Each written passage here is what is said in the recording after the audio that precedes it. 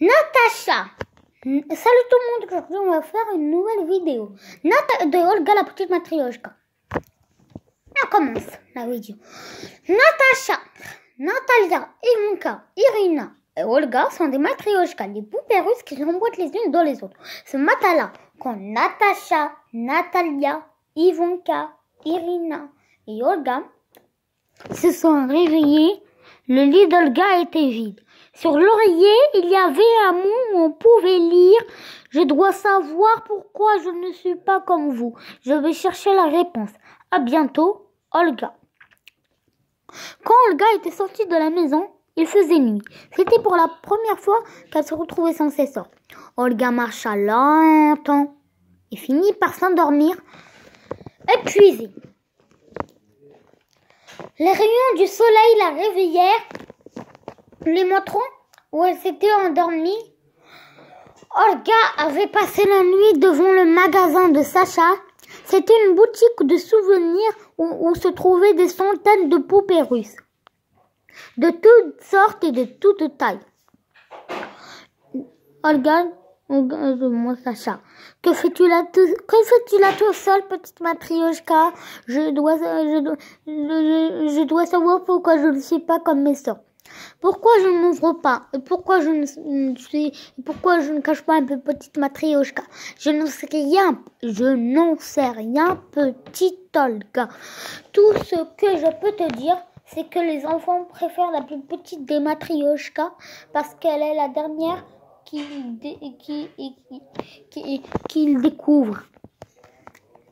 Mais va voir la vieille babouchka, c'est elle qui vous décore. Elle connaîtra peut-être la réponse.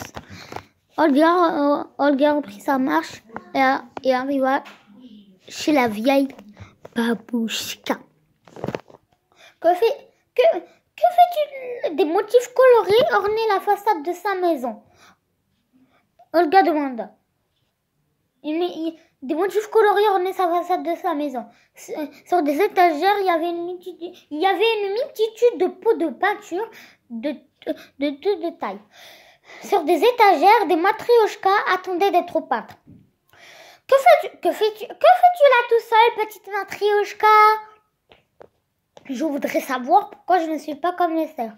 Pourquoi je ne m'ouvre pas et pourquoi je ne cache pas une plus petite matrioshka? Je n'en sais rien, petite Olga.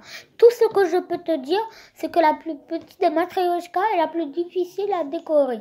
Elle demande un travail très précis et très minutieux. Mais va voir le vieux Dimitri. Il aura peut-être la réponse.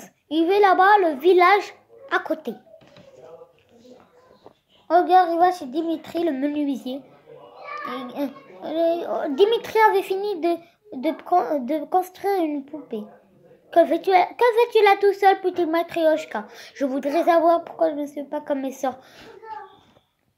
Pourquoi je ne m'ouvre pas et pourquoi je ne cache pas une plus petite matrioshka? Je n'en sais rien, petite Olga.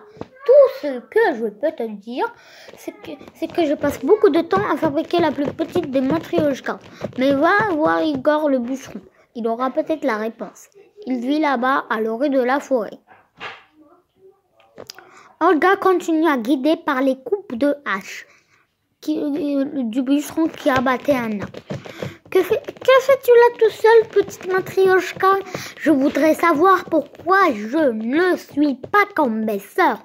Pourquoi je ne m'ouvre pas et pourquoi je ne cache pas une plus petite matrioshka? Je n'en sais rien, petite Olga. Tout ce que je peux te dire, c'est que la plus petite des matrioshkas est la plus difficile à décorer. Elle demande un travail très précis et très... C'est que je cherche longtemps le bois le plus beau pour la plus petite matrioshka. Mais va poser ta question au gros tilleul. Il aura peut-être la réponse. Il se trouve au milieu de la forêt. Tu ne pourras pas te tromper. C'est le plus grand des arbres. Olga va voir le tilleul. Que fais-tu là tout seul? Il était si haut qu'elle ne voyait pas la cible. Que fais-tu là tout seul, petite Matrioshka? Je voudrais savoir pourquoi je ne suis pas comme mes sœurs. Pourquoi je ne m'ouvre pas et pourquoi je ne cache pas une plus petite Matrioshka. Je n'en sais rien, petite Olga. Non, je ne sais non. Le tilleul se pencha pour murmurer juste pour Olga. Quand Igor, le bûcheron, vient chercher du bois, il le donne à Dimitri. Mais l'arbre là, le tilleul coupé n'est plus là. Mais en toi, Olga, il existe toujours. Tu gardes son esprit. Rassuré par tu ne caches pas une plus petite Matrioshka, mais un grand arbre tous ses secrets. Prends bien soin, petite Olga. Rassurée par les paroles de l'arbre, Olga rentra chez elle et ses sœurs, folles d'inquiétude, l'accueillirent avec joie en lui faisant promettre de ne plus jamais les abandonner car elles avaient besoin d'elle.